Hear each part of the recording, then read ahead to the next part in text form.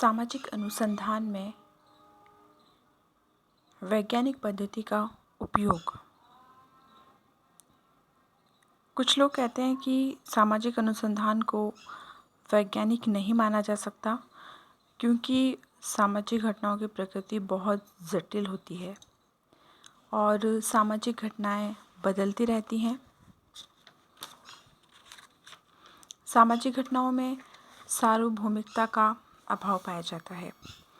जो भी सामाजिक घटनाएं होती हैं वो समय और स्थान के आधार पर बदलती रहती हैं और इसीलिए इनमें सार्वभौमिकता की विशेषता नहीं होती, सार्वभौमिकता का इसमें अभाव होता है। सामाजिक घटनाओं को हम नाप तोल नहीं सकते और सामाजिक घटनाओं के कार्य कारण संबंधों को ज्ञात भी नहीं किया जा सकता। ये भी कह सकते हैं कि सामाजिक विज्ञानों के पास प्रयोगशाला नहीं है, वे सार्वभौमिक नियमों का प्रतिपादन नहीं कर सकते, वे भविष्यवाणी करने में भी असमर्थ हैं। तो ऐसी स्थिति में सामाजिक विज्ञानों और उनके क्षेत्र में किए जाने वाले सामाजिक अनुसंधानों को कैसे वैज्ञानिक माना जा सकता है। वास्तविकता तो ये होती है कि आज विभिन्न सामाजिक विज्ञानों में वैज्ञानिक पद्धति का प्रयोग किया जाता है और इसकी हम सहायता से तथ्य एकत्रित करते हैं और उन तथ्यों के आधार पर हम नियमों का प्रतिपादन करते हैं और ये नियम सार्वभौमिक नियम होते हैं, मतलब इन नियमों को सभी क्षेत्रों में लागू किया जा सकता है। ये नियम यूनिवर्सल होते हैं। ऐसी स्थिति में हम कह सकते हैं कि सामाजिक विज्ञानों और सामाजिक अनुसंधान की प्रकृति वैज्ञानिक है।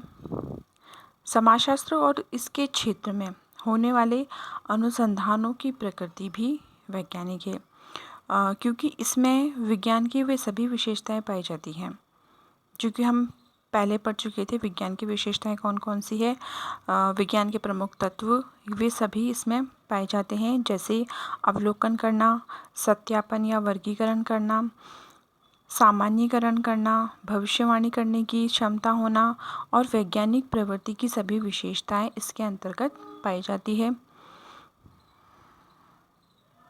समाजशास्त्रीय अध्ययनों में वैज्ञानिक पद्धति का प्रयोग किया जाता है और इनमें तथ्य संकलन के लिए सामाजिक सर्वेक्षण पद्धति का, व्यक्ति जीवन अध्ययन पद्धति जिसे हम केस स्टडी भी कहते हैं, समाजमिति विधि, अवलोकन, साक्षात्कार, अनुसूची, प्रश्नावली, इन सभी का इसमें उपयोग किया जाता है।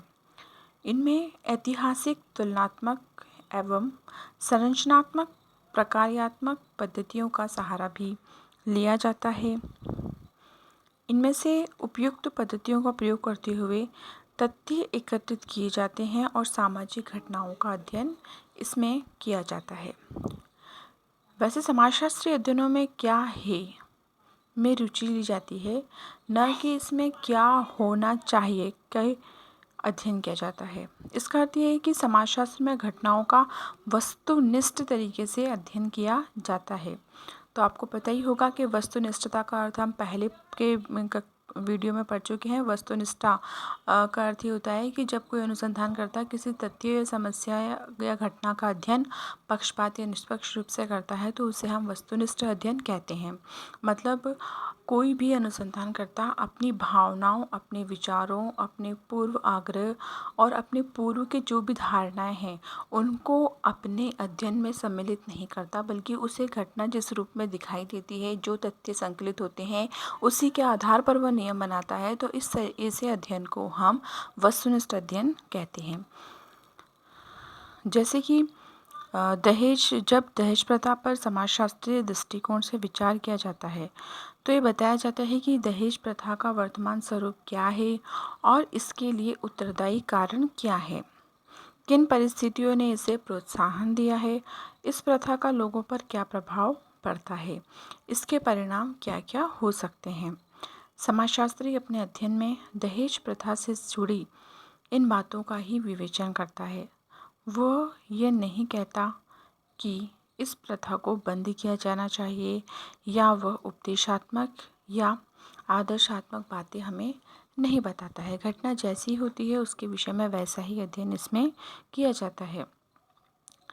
समाजशास्त्रीय अध्ययनों में कार्य कारण संबंधों की विवेचना की जाती है। प्राप्त तथ्यों के आधार पर सामान्यीकरण किया जाता है। नियम प्रतिपादित किए जाते हैं और उन नियमों का परीक्षण और पुनर्परीक्षण किया जाता है। समाज विज्ञानों के क्षेत्र में प्रतिपादित नियमों में सार्वभौमिकता का गुण पाया जाता है।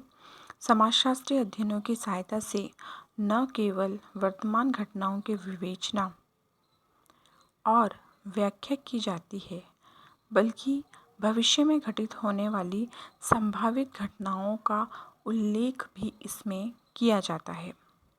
समाजशास्त्र ने अपने अध्ययनों के आधार पर भविष्यवाणी करने की क्षमता का काफ़ी विकास कर लिया है। हम ये कह सकते हैं कि सामाजिक अनुसंधानों में वैज्ञानिक पद्धति का प्रयोग किया जाता है और इनकी प्रकृति वैज्ञानिक है।